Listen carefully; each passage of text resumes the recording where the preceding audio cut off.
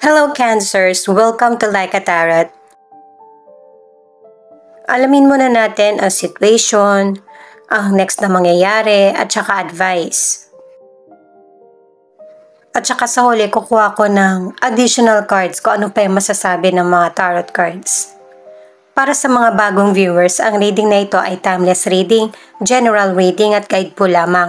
Hindi po magre-resonate sa lahat kaya kunin mo lang yung akma sa sitwasyon mo. At kung kailan mo napanood ang reading na ito, yun ang start ng 1 week reading para sa'yo. Ikaw na bahala magpalit kung si person mo ito o ikaw. Angels and guides, please guide us. Ang bilis ipakita ng cards mo. Kunin na natin to. 4 of Cups Universe, the World, 3 of Wands. Sa mga cards na ito pinapakita dahil sa sobrang pagkamaunawain mo at saka mapagmahal, sinusunod mo kung ano yung sinabi sa'yo ng magulang mo or ng person mo. Sa mahabang panahon na pagbibigay mo sa mga person na concern ka, gusto mo naman na masunod yung mga nasa isip mo or plano. Wala ka namang damdamin na gustong masaktan kasi malinis naman yung hangarin mo na magkaroon ka naman ng future na sarili mong desisyon. Sa career, ang ilan sa inyo dahil nga gusto mo ng development, magkakaroon ng biglaang pagbabago. At ang advice ng mga cards, suriin mong maigi bago mo isakatuparan yung mga plano mo sa career. Ang ilan sa inyo sa career, maybe nasa ibang lugar ka nagtatrabaho or yung career mo ay nagtatravel ka sa iba't ibang lugar. Sa Pilipinas man ito or sa ibang bansa. Ang ilang single sa ngayon gusto mong mapag-isa kasi maybe ang ilan sa inyo kakahiwalay mo pa lang sa person na gusto mo. Or may pagkalito dahil sa nawalan kayo bigla ng connection ng person mo. Pero hindi ka naman yung person na nagmumukmok. Kaya ang ilan sa inyo na single, mas binibigyang halaga mo yung sarili mo. Mas nag-focus ka sa kung ano yung ibinibigay na chances ng universe sa iyo. Ang ilang single, nag-i-enjoy ka na kasama yung family, friends, or ini-enjoy mo yung single life. Para sa mga nasa relationship ay warning ito na ang ilan sa inyo, isa sa inyo ng person mo ang nawawalan ng interes sa relasyon.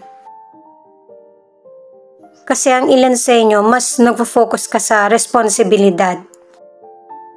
Pero ang ilan maayos ang relasyon, merong contentment, stability, at success. 7 of Cups, Queen of Pentacles, at Ace of Wands. Ito naman yung next na mangyayari. Na ang ibig sabihin, ang ilan sa inyo, marami kang nakikitang oportunidad, marami kang option, or desisyon na gagawin.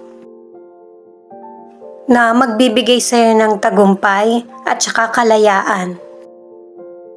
Naka-3 cards ka na sa success at 2 cards para sa growth.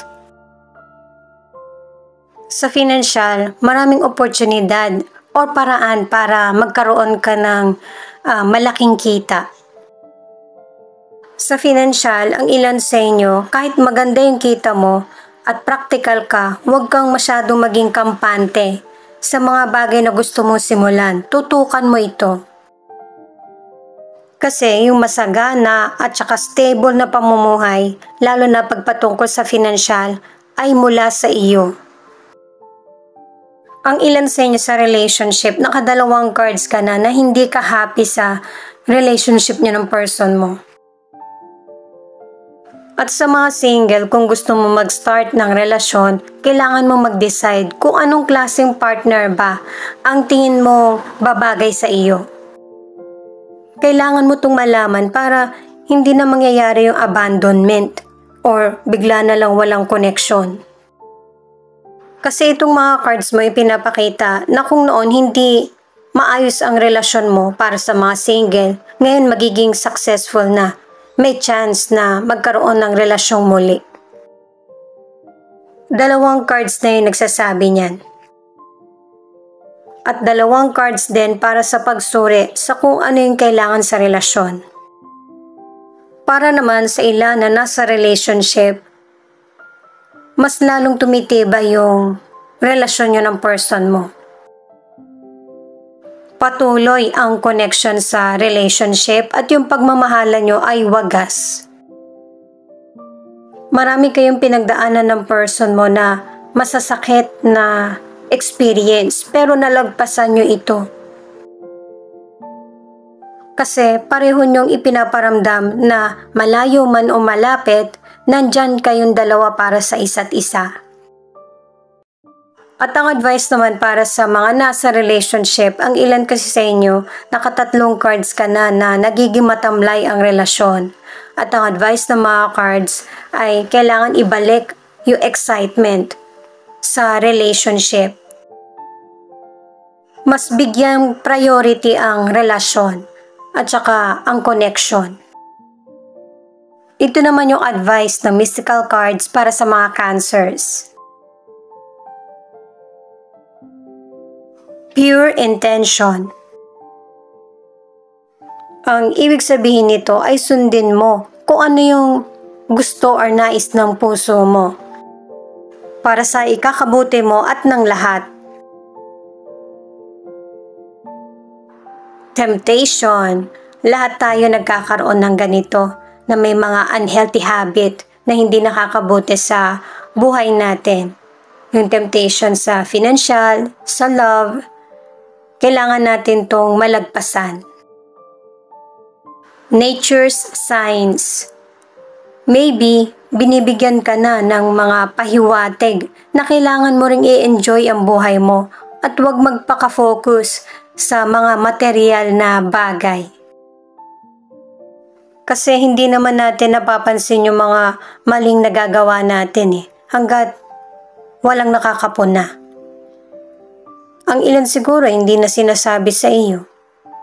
Pero kailangan mong malaman para magkaroon ng adjustment yung buhay mo.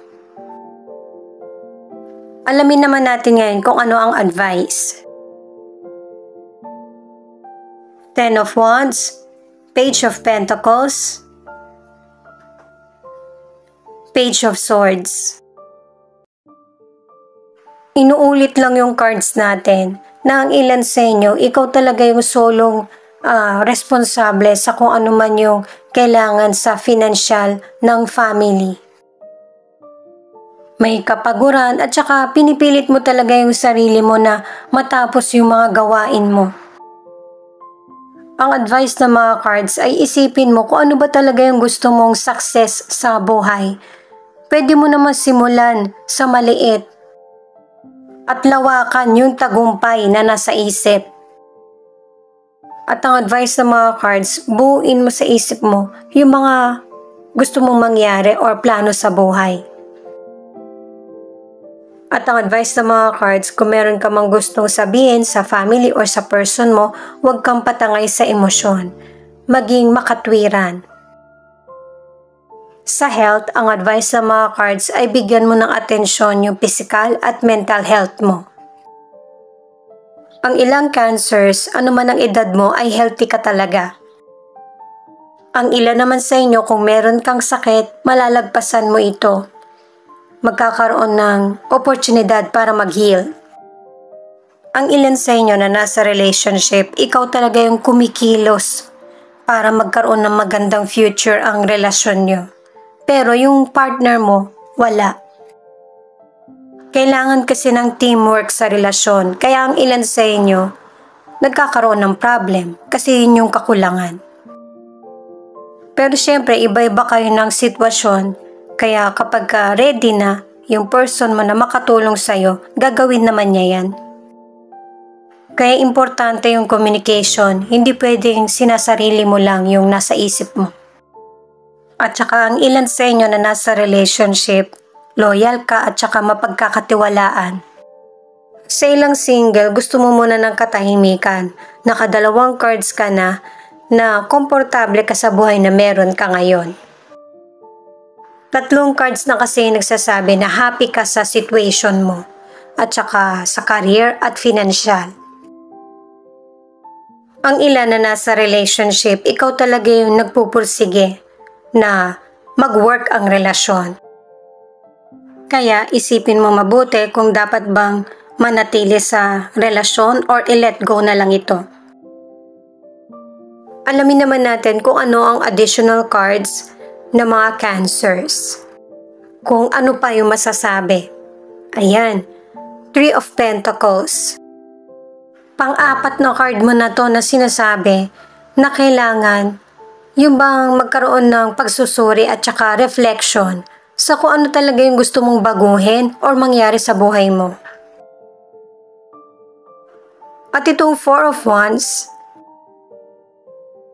pangatlong card na ito na kailangan mong subukan naman yung iba at saka yung matuto ng bago. Huwag kang matakot na sumubok kasi marami pang nakalaan para sa iyo na ikakapanatag mo at ikakasaya ng buhay mo. Sa career man ito or love life. Merong happy ending. Itong Five of Wands, magkakaroon pa rin ng hardship yung buhay mo. Pero hindi na to magiging bago sa iyo. Kasi kumbaga nangyayari or may nauulit na sitwasyon. Alam mo na kung paano magkaroon ng tamang decision sa ganitong problem na darating. At ang ipinapaalala ng mga cards ay gawin mo yung mga bagay na makakapagpasaya sa iyo or passion. Siya nga pala guys, marami po salamat sa mga nag-like, share, comment, and subscribe. At pati na rin po sa mga nakikinig at nanonood. San man panig kayo ng mundo, ingat po kayo palagi. Ito naman ang angel number mo.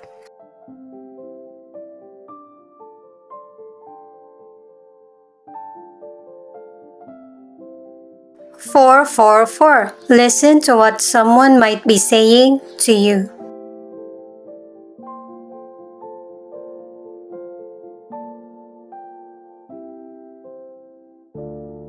2445. Balance your relationship and career. 222. Good omen for relationship. Seek balance and peace.